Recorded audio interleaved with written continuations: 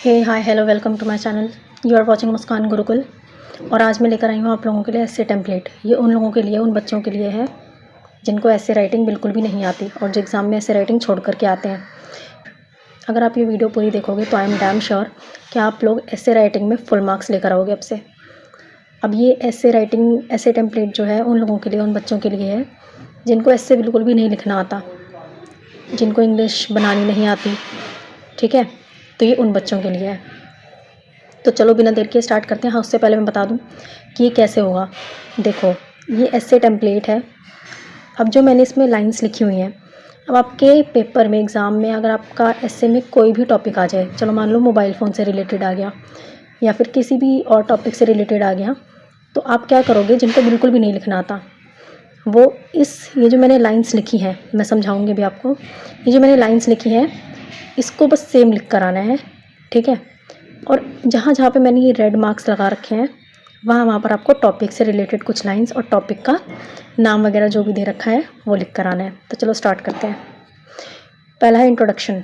आपको यहाँ से स्टार्ट करना है। ऑल दो dash is an important issue in today's world, many people have different opinions about it. Some say it is good while others think it is bad. In this essay, I will discuss about the both sides of dash and give my opinion. अब देखो यहाँ पे जो mark है और यहाँ पे जो रेड मार्क है, इसमें आप क्या करोगे, आपको जो टॉपिक दिया रहेगा वो आप लिखोगे। अभी मैं आपको एग्जांपल भी देके दिखाऊंगी तो आपको क्लियर हो जाएगा और ज़्यादा। बॉडी पैराग्राफ देखो। अब पॉजिटिव साइड, अब कोई भी चीज़ है, कोई भी टॉपिक आपको दिया तो उसकी पॉजिटिव साइड तो होगी और एक नेगेटिव साइड होगी। तो पहले यहाँ से देखो। Firstly there are some good points about dash, about the topic. जो टॉपिक में दिया गया है वो, the most important one is dash. For example, therefore this shows that dash has some advantages. Next one is negative side. अब उस paragraph की एक नेगेटिव साइड भी होगी, तो चलो देखो। Secondly there are also some problems with, one big problem is dash. यहाँ पर जो है आपका टॉपिक रहेगा। ठीक है, one big problem is dash for instance dash, therefore this shows that dash has some advantages. अभी मैं आप लोगों को आगे एग्जांपल दूंगी तो आपको क्लियर हो जाएगा। Conclusion, in conclusion has both good and bad sides, we should use in the right way to get more benefits and fewer problems. अब चलो देखो, इसका एक एग्जाम्पल दिखाती हूँ आप लोगों को, जिससे आपको ये पैराग्राफ और भी ज़्यादा क्लियर हो जाएगा। तो मैंने एक एग्जांपल लिया यहाँ पे, mobile phones in students life.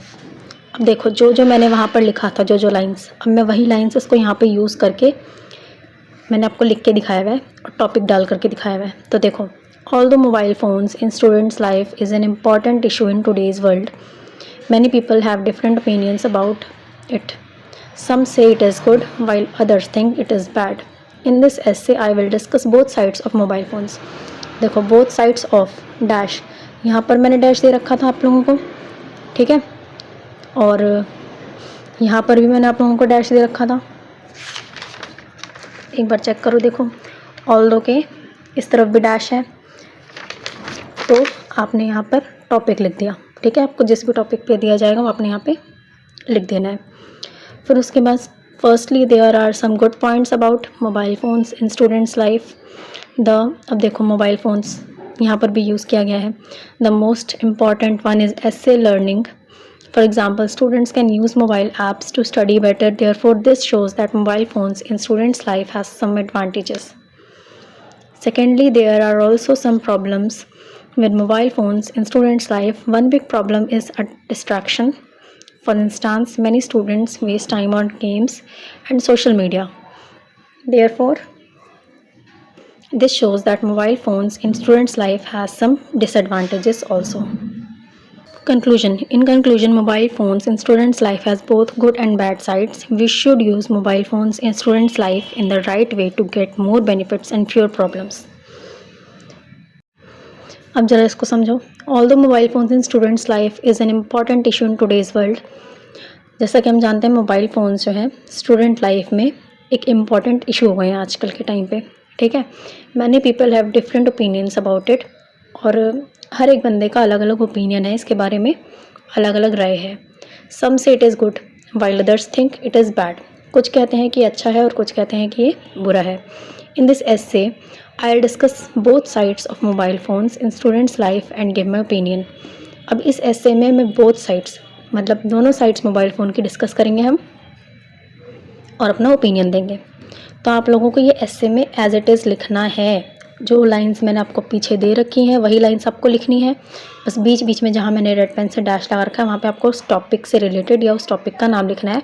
वो अब आपको थोड़ा तो कॉमन सेंस यूज़ करना ही पड़ेगा, थोड़ा तो अपना दिमाग लगा के आपको यूज़ करना पड़ेगा कि हाँ कि कहाँ पर टॉपिक आएगा, कहाँ पर उससे रिलेटेड कुछ आप लिख सकते हो। ठीक है,